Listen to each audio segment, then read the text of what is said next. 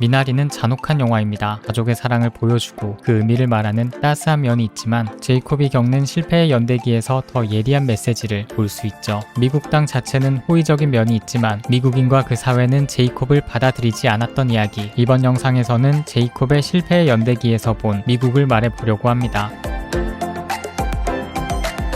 우리는 아칸소로 오기 전 제이콥에 관해서는 알 수 있는 게 거의 없습니다. 그는 거대한 가든을 꿈꾸는 이상주의자였고 그 꿈을 위해 뿌리도 없는 집에 가족을 살게 하는 이기적인 남자로 등장하죠. 영화 속 모니카와의 대화를 통해 최소한의 안정을 포기하고 트레일러로 왔다는 것을 추가로 알 수 있습니다. 이 트레일러는 여러 가지로 상징적인데요. 불안정하게 떠돌 수밖에 없는 이민자의 상황을 암시하고 영화의 제목이면서 어디서든 뿌리를 쉽게 내리는 미나리와 대조되기도 합니다. 이런 정보를 볼 때 제이콥은 안정보다는 모험을 즐겼고 그 결과 척박한 땅에 이사를 오게 된 것 같습니다. 무모하고 어쩌면 무능해 보일 수도 있죠. 하지만 영화에서 노동하는 제이콥의 모습은 이런 인식을 바꾸게 합니다. 병아리 감별사로서는 동료들의 부러움을 사고 상사에게 인정받을 정도로 우수했죠. 농사할 때는 부지런하고 재배와 수확도 능숙하게 해냅니다. 여기서 제이콥이 정직하게 노동하는 근면 성실한 인간이란 걸 알 수 있습니다. 또한 아무것도 없는 곳에서 혼자만의 힘으로 물을 찾을 수 있는 지혜도 있죠. 이런 관점에서 그는 유능한 인간이고 실패할 이유도 딱히 보이지 않습니다. 그래서 그가 성공하지 못한 이유 속에 미나리의 메시지가 있지 않을까 생각해 봤는데요. 제이콥은 왜 실패했을까요? 혹은 어떤 결함이 있었던 걸까요?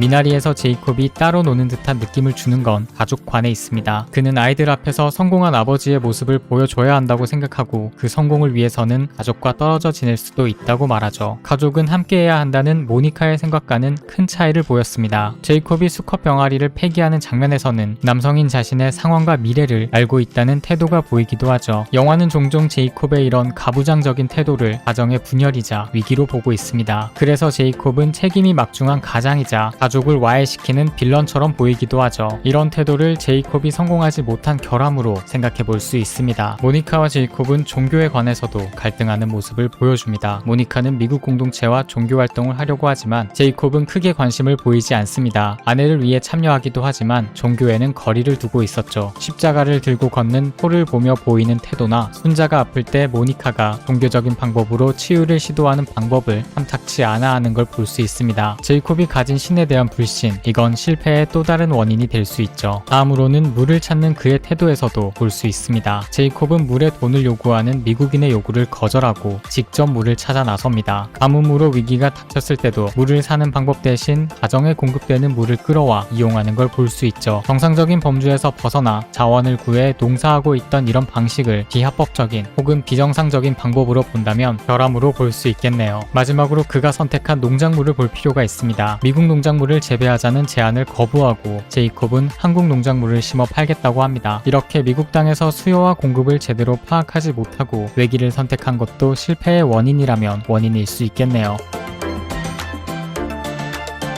언급한 실패의 원인은 제이콥으로서도 변호할 여지는 있을 겁니다. 성공지향적인 가부장제는 미국에서 그의 아이들이 구성원으로서 인정받고 사람답게 살 수 있는 유일한 방법일 수 있습니다. 영화에서 미국인들이 그들을 바라보는 시선은 편견이 짙고 그들을 타자화한다는 느낌을 충분히 받을 수 있습니다. 제이콥은 미국 땅에서 살아가는 걸 넘어 미국인으로 인정받기 위해서는 성공이 필요 충분 조건이라 생각할 수 있던 거죠. 물은 미국이 아닌 자연이 주는 것으로 생각하는 그의 태도는 오히려 대범했고 끝내 종교는 순자에게 도움이 되지 않았다는 점에서 제이콥은 이성적이고 실용적인 사고를 중시하는 논리적인 인간이라 변호할 수 있습니다. 그 밖에도 수요와 공급을 제대로 파악하지 못했다는 부분도 충분히 반박할 수 있는데요. 제이콥은 결국엔 거래처를 찾아내고 자신이 재배한 상품의 가치와 타당성을 인정받는 데도 성공하죠.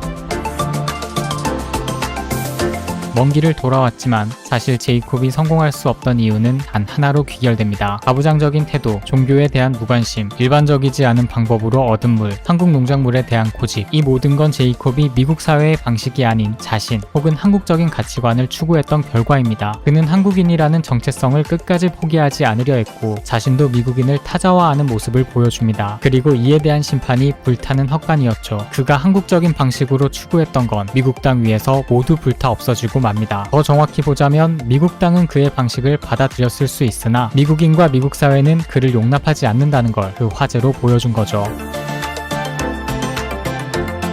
미나리는 미국 땅에 온 정착민과 이주민의 이야기라는 점에서 과거의 서부극을 생각할 수도 있습니다. 서부 영화에는 무법자라는 존재가 등장하는데요. 이들은 사회의 제도와 법 밖에서 자신의 정의를 추구하는 인물들이죠. 그래서 그들은 돌아올 집이 없고 떠도는 존재로 묘사되기도 합니다. 미국 사회의 가치관 밖에서 자신의 의지를 밀고 나가고 정착할 집이 없는 존재, 이는 제이콥에게도 해당하며, 그래서 제이콥이 서부극의 무법자들처럼 보이기도 합니다. 영화에서 제이콥은 일하러 갈 때 늘 빨간 모자를 쓰는데요. 혹독한 이민자 정책을 펼친 트럼프 대통령을 연상하게 하는 부분일 수 있지만 서부극 주인공들의 시그니처가 모자였다는 것도 생각해 볼 수 있죠.